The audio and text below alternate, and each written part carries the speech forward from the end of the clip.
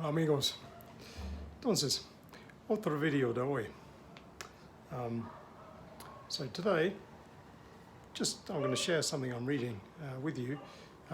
So again, gives you something else to listen to in English, because all this kind of listening practice is useful.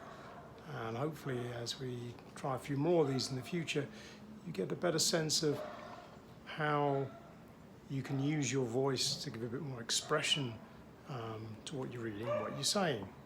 So today I'm taking a reading from the late great Clive James's excellent book, Cultural Amnesia, which is a collection of all sorts of essays and stories. So I'm just going to read you a bit of the first chapter. Overture, Vienna. In the late 19th and early 20th centuries, Vienna was the best evidence that the most accommodating and fruitful ground for the life of the mind can be something more broad than a university campus. More broad and in many ways more fun. In Vienna, there were no exams to pass.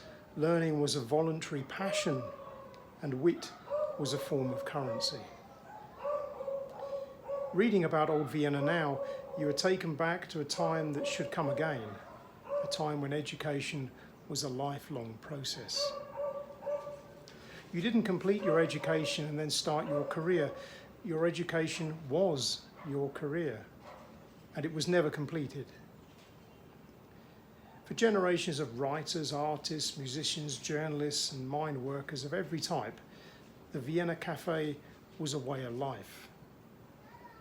There were many cafes, although in each generation there tended to be only a precious few that were regarded as centres for the action of the creative elite.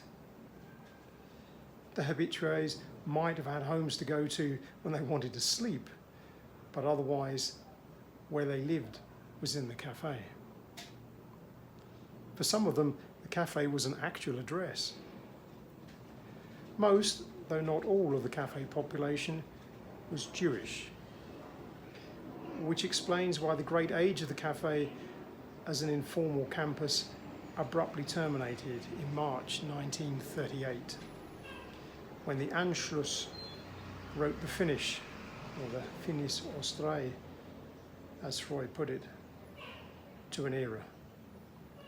It also partly explains why the great age had come to fruition in the first place. So there we go again. It's only the first paragraph of this. And what's that taken me? About 3 minutes or so, I think, to read.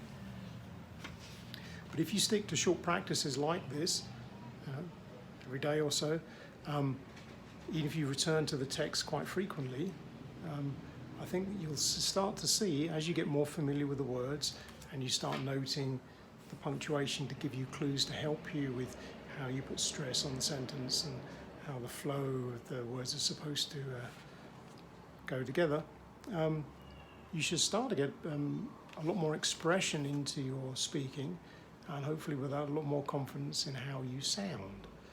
And don't forget, if you're trying this to improve your pronunciation, now and again record it so you can listen back and see how you're improving. So I hope that inspires you a little bit. Whatever you're reading, enjoy it, and we'll see you next time. Take care for now. Cheerio.